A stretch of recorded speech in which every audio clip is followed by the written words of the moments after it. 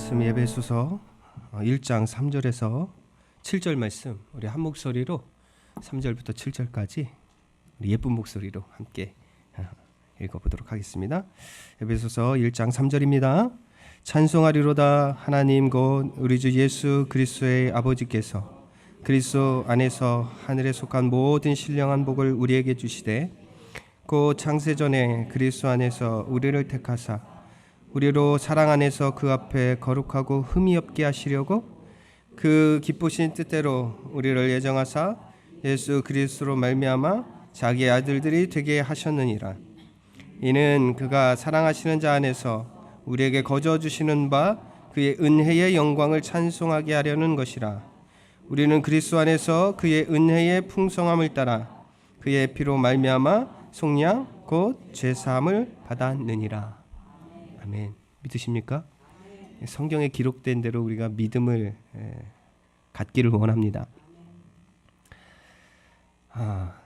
이 예배 드리는 것이 얼마나 기쁘고 감사한지 우리는 늘 깨달으면서 예배해야 한다라는 생각을 늘 하게 되어져요. 무의식적으로 드리는 예배가 아니라 성령께서 우리를 인도하시고 성령께서 우리와 함께 하셔서 정말 하나님께 드리는 그 예배가 찬양으로 올려질 때 하나님 영광 받으시고 찬양이 올려질 때 하나님이 기뻐하시는 그런 모습이 되기를 늘 기도하는 저와 여러분 되기를 주님의 이름으로 부탁을 드립니다. 예배 드리는 이 자유를 주신 하나님을 찬양하는 저와 여러분 되기를 원합니다. 2세기 반만 해도 시대 중반만 하더라도 기독교는 불법이었습니다. 예배를 드리는 것이 하나님 말씀을 전하는 것이 불법이었습니다.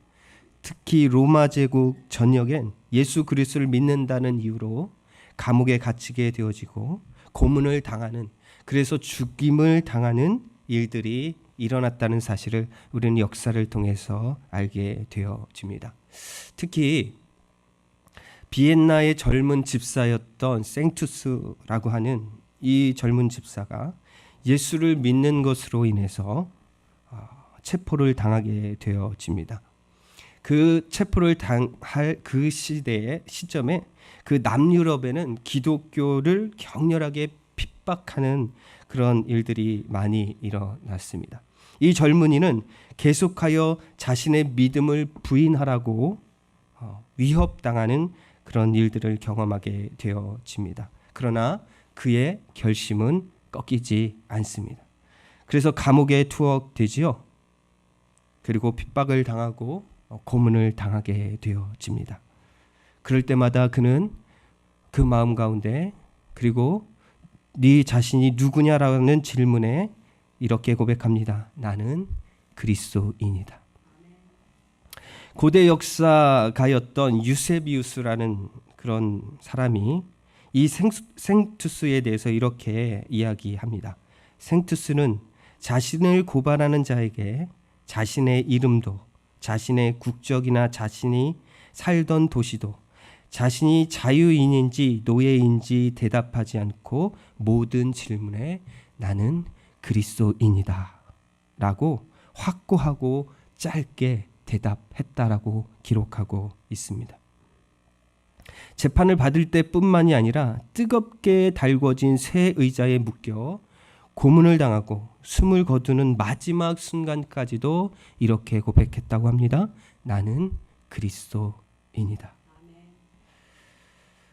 사랑하는 여러분, 무엇이 이 젊은 이 청년 생투스를 격렬한 핍박과 고문 속에서 그리고 죽음 앞에서조차 나는 그리스도인이다라고 고백하게 했을까요? 도대체 그리스도인이 어떤 의미를 갖고 있고 그의 목숨보다 더 중요하게 여겨야 했었을까요? 무엇 때문이라고 여러분 생각하십니까? 여러분들 동일하게 나는 그리스도인이다라고 고백하시며 하루하루를 살고 계십니까? 무엇이 여러분들 그런 고백들을 하게 만듭니까?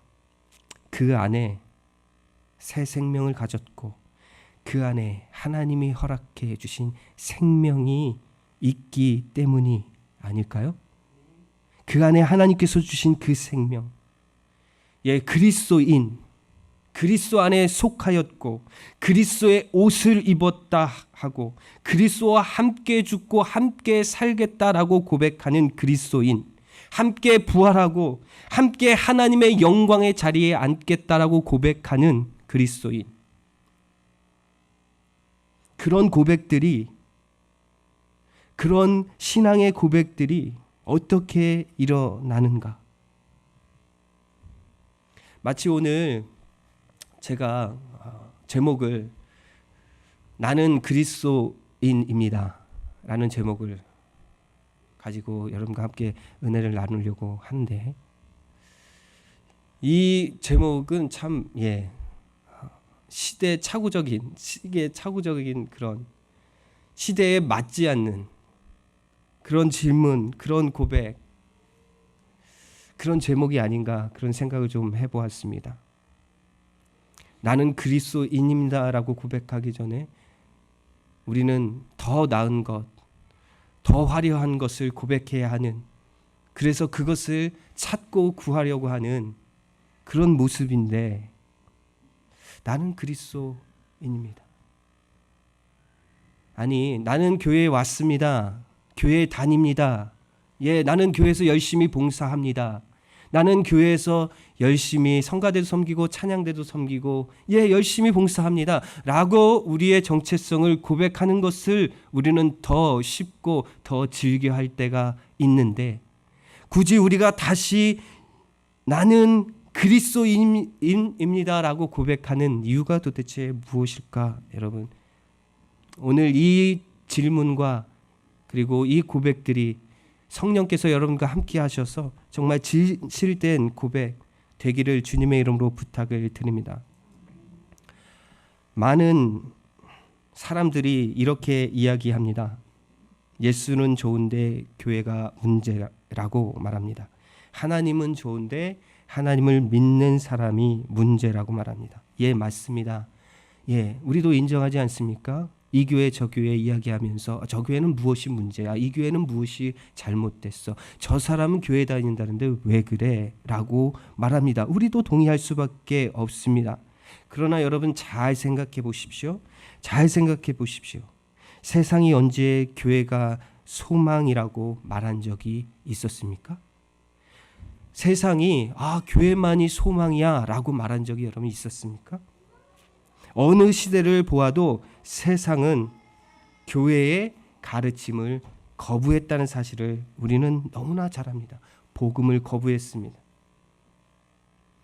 세상에 기대할 수 있는 것은 복음에 대한 배척밖에 없다라는 것입니다. 다시 말해 그리스도에 대한 배척입니다. 안티 기독교, 이 시대를 살아가는 우리, 오늘만의 문제입니까? 아니죠. 성경은 이 사실을 우리에게 알려줍니다. 세상은 하나님을 거부했다, 복음을 거부했다 라고 말하고 있습니다. 요한복음 1장 10절에 이렇게 고백합니다. 그가 세상에 계셨으며 세상은 그로 말미암아 지은 바 되었으되 세상은 그를 알지 못하였고 자기 땅에 오며 자기 백성이 영접하지 아니했다라고 말씀하고 있습니다. 더 나아가서 요한복음 7장 7절에 이렇게 고백합니다. 세상이 너희를 미워하지 아니하되 나를 미워하나니 이는 내가 세상의 일들을 악하다 증언함이로라. 세상은 하나님을 적극적으로 거부합니다. 받아들이지 아니합니다. 하나님을 거부하는 것은 무엇 때문일까요? 하나님을 거부하고 교회를 거부하고 하나님의 사람들을 거부하는 그런 이유가 무엇일까요? 성경은 분명하게 우리에게 말씀합니다. 죄 때문이다. 죄 때문이다. 로마서 3장 9절에 모든 자들이 다 죄 아래 있다라고 말씀하고 있습니다. 10절부터 18절까지 이렇게 고백하죠. 우리 한번 말씀을 찾아보실까요? 로마서 3장, 이 말씀은 함께 찾고 싶습니다. 로마서 3장, 우리가 잘 알고 있는 말씀일 것입니다. 그러나 함께 읽겠습니다. 3장 10절에서 18절까지 우리 함께 고백합니다. 함께 읽습니다. 기록된 바 의인은 없나니 하나도 없으며 깨닫는 자도 없고 하나님을 찾는 자도 없고 다 치우쳐 함께 무익하게 되고 선을 행하는 자는 없나니 하나도 없도다. 그들의 목구멍은 열린 무덤이요 그 혀로는 속임을 일삼으며 그 입술에는 독사의 독이 있고 그 입에는 저주와 악독이 가득하고 그 발은 피 흘리는 데 빠른지라. 파멸과 고생이 그 길에 있어 평강의 길을 알지 못하였고 그들의 눈 앞에 하나님을 두려워함이 없느니라 함과 같으니라. 세상은 늘 하나님을 거부했고 하나님을 알지도 못했고 하나님을 깨닫지도 못했다라고 말씀하고 있습니다. 이 말씀이 지금 누구를 향한 말씀인지 여러분 아십니까? 지금 이 말씀은 바로 유대인들 복음의 정통성을 갖고 있다라고 하는 유대인. 예, 물론 이방인들은 죄 아래 있다라고 성경은 말하고 있어요. 근데 유대인들은 무엇이라고 말해요? 우리는 그렇지 않다. 우리는 하나님의 사람이다. 하나님께 속해 있다라고 말하고 있는 그들에게 오늘 사도 바울은 정확하게 말씀으로 그들을 깨우치고 있습니다. 모든 자들이 죄 아래 있다. 모든 자들이 죄 아래 있다. 모든 사람이 하나님을 깨달을 수 없다라고 말하고 있는 것입니다. 그렇다면 저와 여러분들은 의인이 되었다라고 성경은 말하고 있는데 그 의가 누구를 통한 의일까요?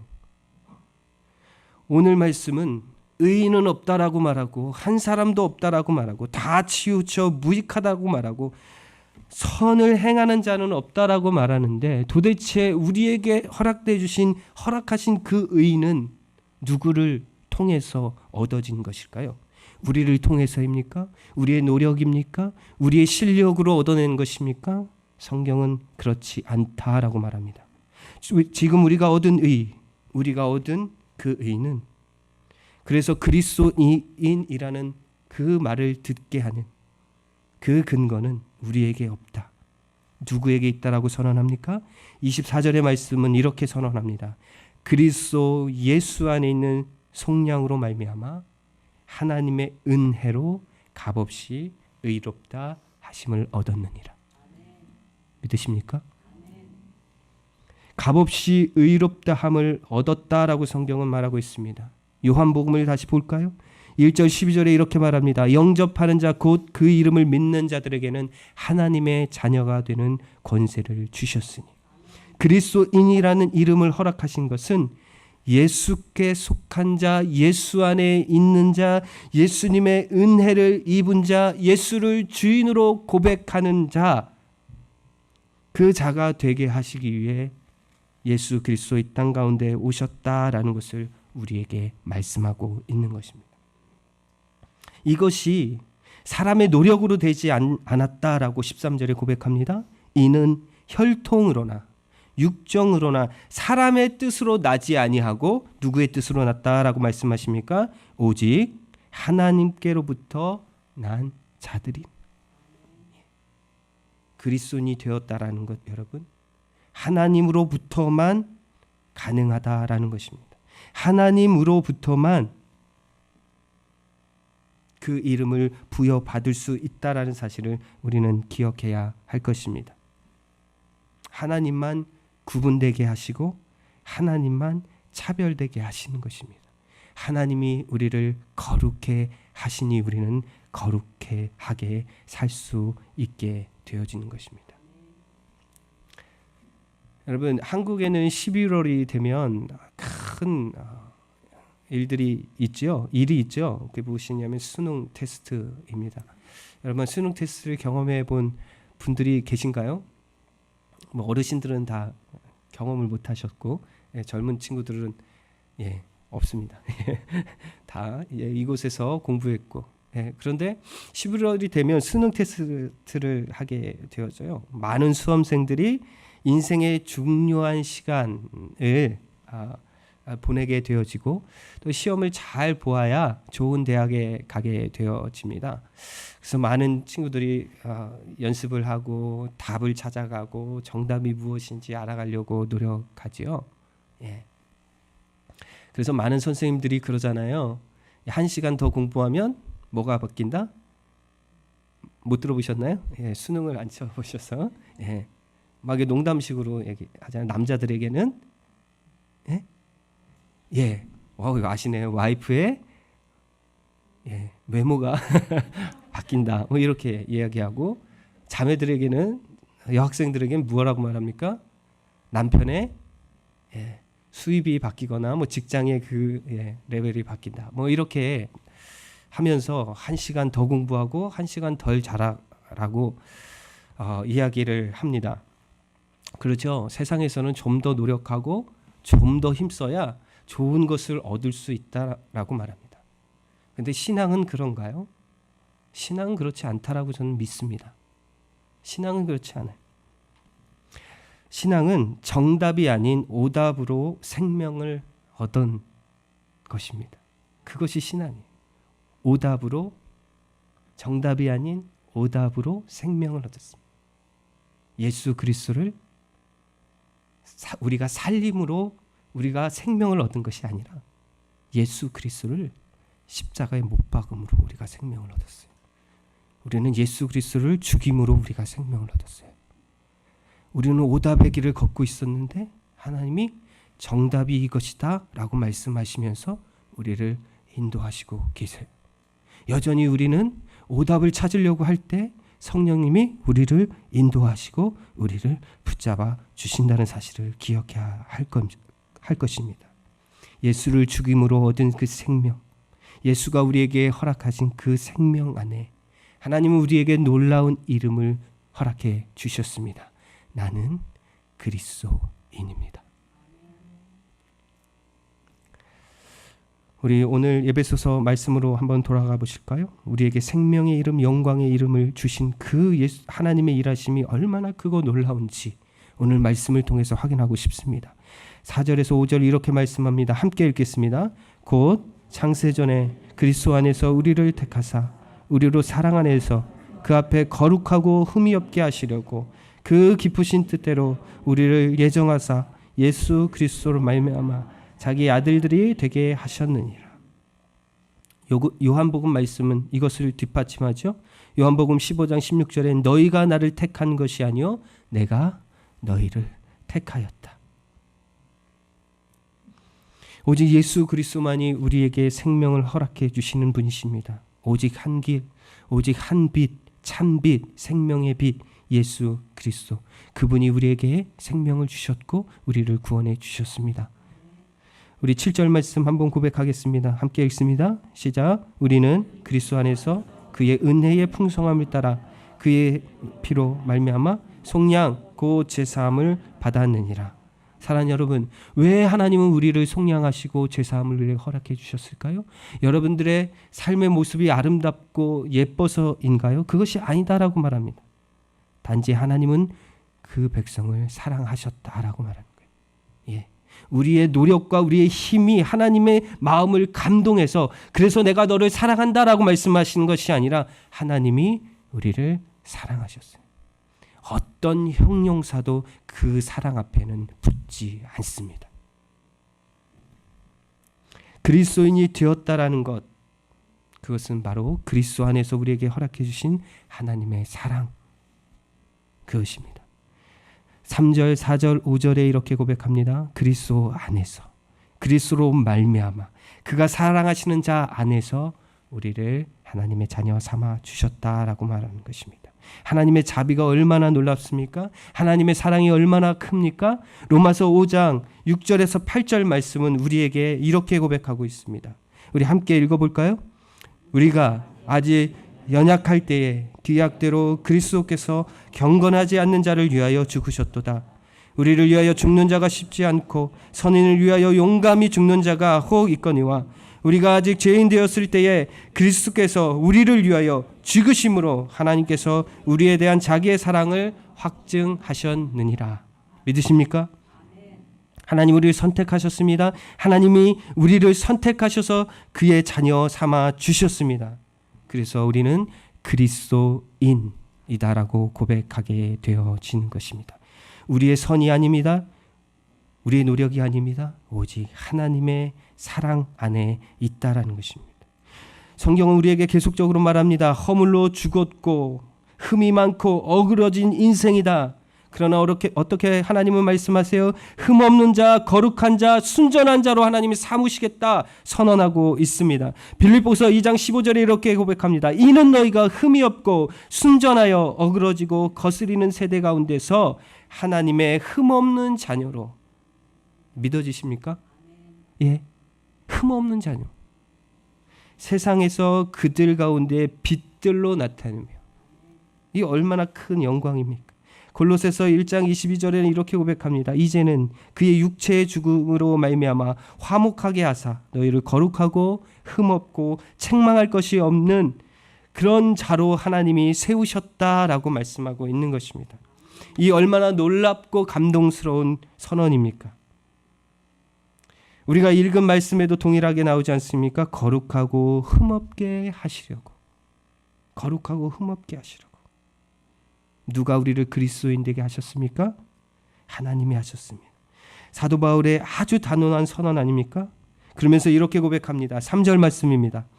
찬송하리로 하나님 곧 우리 주 예수 그리스도의 아버지께서 그리스도 안에서 하늘에 속한 모든 신령한 복을 우리에게 주신 하나님을 찬양하겠다라고 고백하고 있는 것입니다. 사랑하는 여러분, 저와 여러분은 이미 그리스도인입니다. 믿으십니까? 여러분, 그리스도인은 어떠한 삶을 살아야 할까요? 그리스도인입니다 라고 고백하는 저와 여러분들은 어떤 삶을 살아야 할까요? 마태복음 7장에는 우리를 이렇게 살라고 말씀하고 있습니다.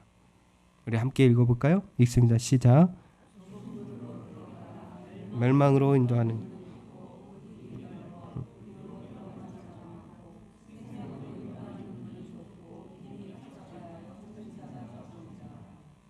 사랑하는 여러분, 그리스도인의 가장 고급하고 핵심적인 특징이 무엇인지 여러분 아세요? 좁은 길로 가는 것이에요. 가장 고급스러운 것입니다. 가장 특징적인 것. 좁은 문으로 들어가는 것입니다. 예수 그리스도가 가장 안전하기 때문입니다. 그분 안에 우리는 평강을 누릴 수 있기 때문인 것입니다. 그리스도인들은 자기가 스스로 세우고 고집하는 안전한 곳에서 내려오는 것입니다. 그리고 자기 십자가를 지고 예수 그리스도를 따르는 인생입니다. 그 사람을 바로 그리스도인이다라고 말합니다. 사랑하는 여러분, 그렇다면 여러분 희생이 준비되셨습니까? 성공에 대한 욕망을 버리고 희생이 여러분 가운데 준비되셨습니까? 그리스도인은 생명과 능력과 자기 부인으로 충만해야 한다라고 말합니다. 하나님이 주신 생명, 능력, 그리고 십자가를 져야 하는 자기 부인. 좁은 문, 좁은 길. 우리 십자가 함께 지고 그 길 함께 걸으실래요? 함께 그 길 가시겠습니까? 저희는 제가 청년부를 맡고 있어요. 청년부는 수요 예배도 있답니다. 수요 예배 나오십시오, 청년들. 우리 청년들은 수요 예배 모여서 같이 우리 한번 예수님의 제자가 되어보자라고 마음을 다지고, 그리고 수요일 날 7시에 모여서 7시에 저녁 7시, 아침 7시가 아니고 저녁 7시에 모여가지고 또 밥을 먹고 오지 않기 때문에 저녁을 먹습니다. 그래서 저희는 늘 7시 반에 예배를 드리려고, 어른들과 같은 시간에 예배를 드리려고 늘 노력하지만 그 시간에 드려본 적이 한 번도 없습니다. 먹는데 시간을 많이 투자하기 때문에. 그래서 한 8시쯤 예배를 드리게 되어져요. 그럼 8시쯤 예배를 드리고 찬양을 하고 한 20분 정도 찬양을 하고 그리고 말씀을 보면서 서로 1대1 제자 양육을 그 책자를 통해서 서로 말씀도 찾아보고, 그리고 그것 다 이제 서로 조로 나눠져서 말씀을 찾고 삶의 이야기 나누고 하나님이 어떻게 인도하시는지도 나누고, 그러면서 이제 다시 또 함께 모여서 제가 그 썸머리를 하고 이렇게 마무리를 합니다. 가장 끝에 저희가 하는 일 무엇이냐면 항상 동그랗게 모여서 손을 꼭 잡습니다. 그리고 함께 기도하죠. 이렇게 동그랗게 서서 돌아가면서 한마디씩 기도하게 되어져요. 그래서 많은 친구들이 이제 돌아가면서 기도를 하게 되어지는데, 처음에는 이 기도가 참 애들이 실력이 좀 없더라고요. 그런데 요즘 실력이 많이 생겼어요. 그래서 제가 마무리 기도를 합니다. 그래서 저는 마무리 기도로 이렇게 기도해요. 이 손 꼭 붙잡고 함께 가겠습니다. 우리는 예수 믿는 청년들입니다. 이렇게 기도하고 마쳐요.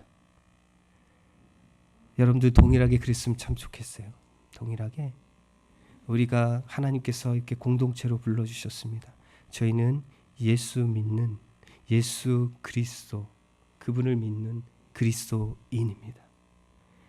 우리를 그분 몸 안으로 우리를 불러주셨고 교회 공동체로 하나님이 불러주셨습니다. 우리 함께 하라고 불러주신 거예요. 따로따로 예배드리고 따로따로 하나님의 은혜 받으라고 불러주신 것이 아니라 함께 공동체로 불러주신 것은 손 꼭 붙잡고 어려운 그 좁은 길 함께 걸어가라고 우리를 공동체로 불러주셨습니다. 그래서 찬송할 수 없는 그곳에서 함께 공동체로 찬송할 수 있고, 함께 노래할 수 없는 그곳에서 함께 목장으로 예배하며 찬양하고 서로 의지하고 섬기고, 예배할 수 없는 상황에도 함께 예배할 수 있게 되어지는 것입니다. 사랑하는 여러분, 저희들은 우리의 힘과 노력으로 얻어낸 그 이름을 갖고 있는 것이 아니라 예수 그리스도의 몸으로 불러주시고 하나님의 자녀 삼아주신, 그래서 그리스도에 속한 자, 그리스도로 옷 입은 자, 그리스도와 함께하는 자의 그 이름, 우리는 하나님의 사람 그리스도인입니다. 그 믿음 안에서, 그 하나님이 우리에게 허락해 주신 그 특권 안에서 오늘도 기뻐하며 감사하며 나아가는 저와 여러분 되기를 주님의 이름으로 축복하며 축원합니다. 함께 기도하겠습니다. 우리 기도할 때 함께 잠깐 하나님, 우리 믿음의 손 꼭 붙잡고 우리 서로 지체와 지체가 함께 붙잡고 공동체로 하나님 서겠습니다. 좁은 길 걷겠습니다. 하나님이 우리에게 허락해 주신 그 놀라운 영광의 자리, 그 자리 함께 거하겠습니다. 우리 함께 기도하면서 나는 그리스도인입니다. 이렇게 고백하는 저와 여러분 되길 원하는데요. 함께 한번 우리의 마음을 주님 앞에 드리시면서 함께 기도하겠습니다. 기도합니다.